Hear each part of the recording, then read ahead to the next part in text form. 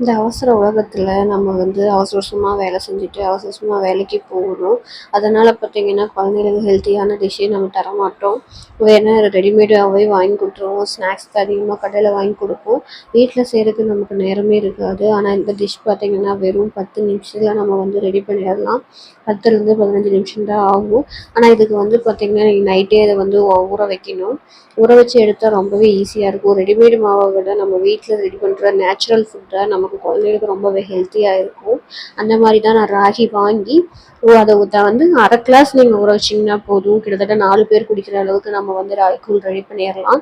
அது எப்படி அப்படின்னு பார்த்தீங்கன்னா, 1/2 டம்ளர் ராகிய நைட்டே ஊற வச்சு எடுத்து நம்ம யூஸ் பண்ற மிக்ஸி ஜார்லயே நல்லா அரைச்சோம் அப்படின்னா, தண்ணி லைட்டா விட்டு அரைச்சோம் அப்படின்னா, நல்லா ராகி பால் ரெடி ஆயிரும்.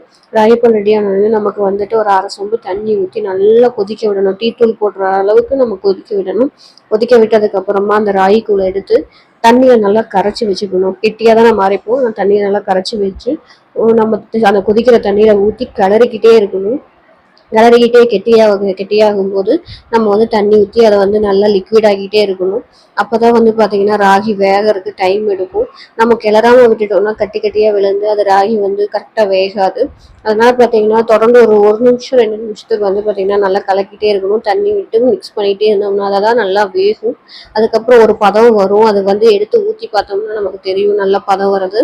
ஃபஸ்ட் டைம் நீங்கள் இதை ட்ரை பண்ணுறீங்க அப்படின்னா சிம்மில் வச்சே வந்து நீங்கள் ஃப்ளேம் சிம்மில் வச்சு மிக்ஸ் பண்ணிகிட்டே இருங்க. அப்போ தான் உங்களுக்கு வந்து அது மாவு வந்து பதம் வர்றது தெரியும். ஒரு கூழ் ரெடியாக வர்றது உங்கள் கண்ணு முன்னாடியே தெரியும். அந்த அளவுக்கு ஒரு டேஸ்டியான ஃபுட்டு நீங்கள் ரெடி பண்ணிகிட்ருக்கீங்க அப்படிங்கிறது உங்கள் கண் கூட நீங்கள் பார்க்க முடியும். அவ்வளோ ஒரு டேஸ்டியான ஃபுட்டு. ஏன் சொல்கிறோம் அப்படின்னா, சின்ன வயசுலேருந்தே அம்மா வந்து ராகி கூழ் செஞ்சு கொடுக்கும்போது பக்கத்தில் உட்காந்து நானும் பார்த்துக்கிட்டே இருப்பேன். அது எப்போ ரெடி ஆகும்னு. ஏன்னா அந்த காலத்துல வந்து பார்த்திங்கன்னா ஸ்டவ் இந்த மாதிரி கேஸ் வசதிலாம் கிடையாது. விறகடுப்பு தான். அதில் தான் செஞ்சு கொடுப்பாங்க. அப்போவே ரொம்ப டேஸ்ட்டாக இருக்கும். எனக்கு சர்க்கரையும் பாலும் ஊற்றி மிக்ஸ் பண்ணி கொடுப்பாங்க. அதுதான் எனக்கு ரொம்ப பிடிக்கும்.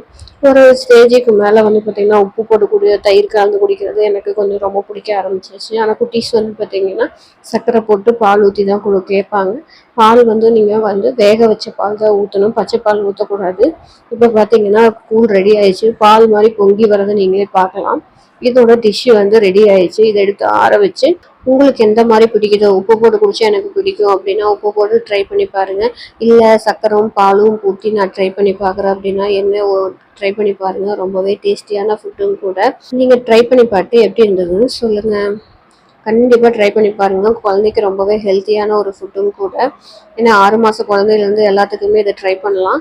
எப்படி இருந்ததுன்னு என் கூட ஷேர் பண்ணுங்கள். இந்த மாதிரி ஹெல்த்தியான ஃபுட்டெல்லாம் உங்களுக்கு வேணும் அப்படின்னா மறக்காமல் சேனலை சப்ஸ்கிரைப் பண்ணிக்கோங்க அண்ட் ஷேர் பண்ணுங்கள், லைக் பண்ணுங்கள். தேங்க்யூ.